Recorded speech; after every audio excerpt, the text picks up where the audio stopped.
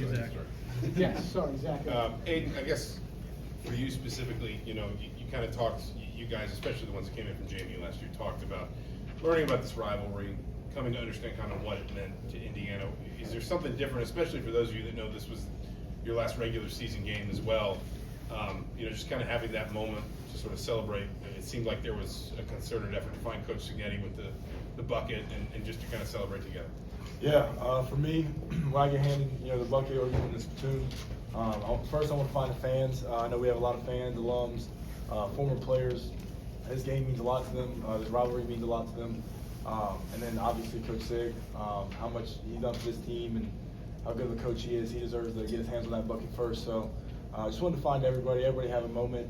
And then selfishly, I wanted the bucket a little bit for myself too, just to kind of show it off to everybody. But yeah, I mean, just a great moment.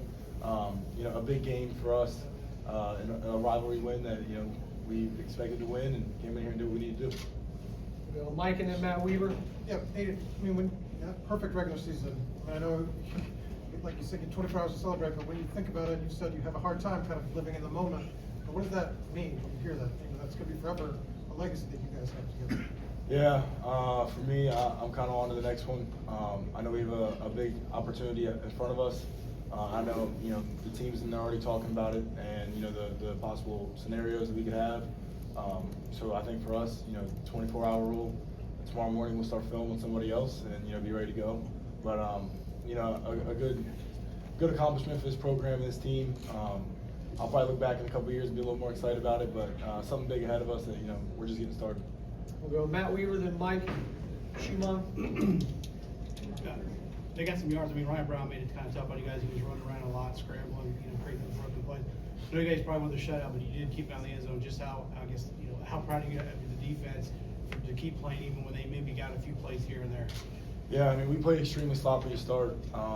Rush lanes, we weren't doing just our job. We were trying to do too much. We missed a couple sacks, including me, which, I just have to be better. But, there's always room for improvement. So when we look at the film and watch this, we see some things that we hate and that's uncharacteristic for us. But, it's all about improvement and, getting better. That's what makes this, this sport and this game so fun is, you always have room to improve. But definitely have to get better for the challenges that are coming in front of us. We'll go Mike and then Jim. Steven, early in the season you were rotating more. Now your roles expanded significantly, and I think you ended up with the 8th most tackles for loss in the season in the history of the program. Can you just talk about that journey? For me, it's kind of crazy just because from where I'm last year, I was on a team that didn't win a single game or 0-12, and now going 12-0, kind of having to just learn what it is to be a winner and everything like that. But just kind of trusting the process, trusting the coaching. Coach Aiden be putting me in great spots, and when I get to play, with guys like Fish, Kamara, Wheels, and all of them, it makes my job a lot easier. You want to increase the amount of reps I've had. We'll go Jim on your left, and then Josh. Aiden, for both of you guys, you have different perspectives on this. You've been here for 2 years, but Fernando called you guys a group of misfits, basically, that were all put together, and you've done what you've done, which is remarkable. How can you put that in perspective, coming from where you came from, where you are now, and then you joining the team 1 year in, like you just said, when no games, and now where you are? Steven, you take that one first. I was really just buying into the culture and what Coach Sig really preaches every day, just being fast, being relentless, and just really accepting it. Had to buy in pretty quick, Like I said, I used to just kind of hope for a win or just really a close game, and then now we're sitting here we're not playing up to a standard. We were up, whatever at halftime. We knew the defense wasn't playing to the standards, and I had whatever couple tackles for us in the first half. I still knew we could play better. I could do things better on the field. So. Yeah, for me it's special. 2 years of this and those misfits coming in, but I mean when you get guys like Steven who just come in and buy in and are obviously extremely talented football players. I think for us it's just the buy-in that we have from our players that makes us so special.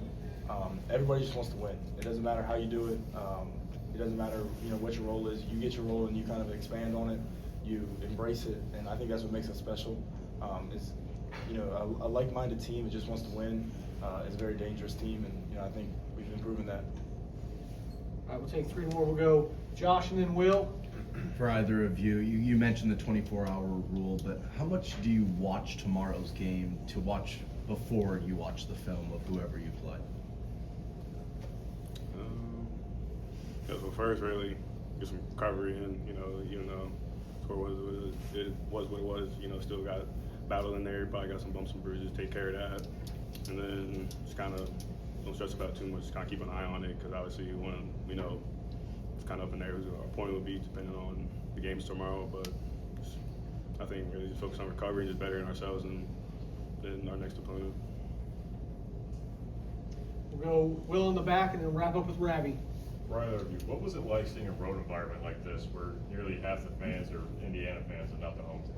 Yeah, it's great. Our fans travel extremely well, and I think we pretty much took the stadium over tonight. Like I said, this game and this rivalry means a lot to former players, alums, fans, everybody included in Indiana football. So when you travel like that and make you feel like a home environment at times, it's special. We're the best fans in the country, and they show that week in and week out. Last one to Ravi. Yeah, for both of you guys, if you would. Signetti likes to say everybody gets up for week 1, week 2, maybe week 3, but it's really hard to really do it every week. What drove this group to the point you guys can be 12-0? Steve, you want to start? I think Sig talked about a little bit at halftime, just playing for each other and playing for their brother next to you. That's what he really challenges on this game, and I think that's what kind of has been driving us this whole season, just not wanting to disappoint the man next to you and really just loving each other the whole season. Even if I mess up, I know Fish got my back. If he messes up, I'll have his back. I think that's been the driving force for us this season. Yeah, just to expand on that, it's just a team that really loves each other and nobody wants to let each other down. Intrinsically motivated team that it doesn't matter who our opponent is, it doesn't matter when we're playing, what time, Friday, Saturday, whenever we play, we just want to win. That's the goal week in and week out. We know we have something special with this team, and we know we can take this thing pretty far. So going into every game from now on, it's gonna be that same motivation, and we'll be ready to go. Great. Thanks, everybody. Thank you.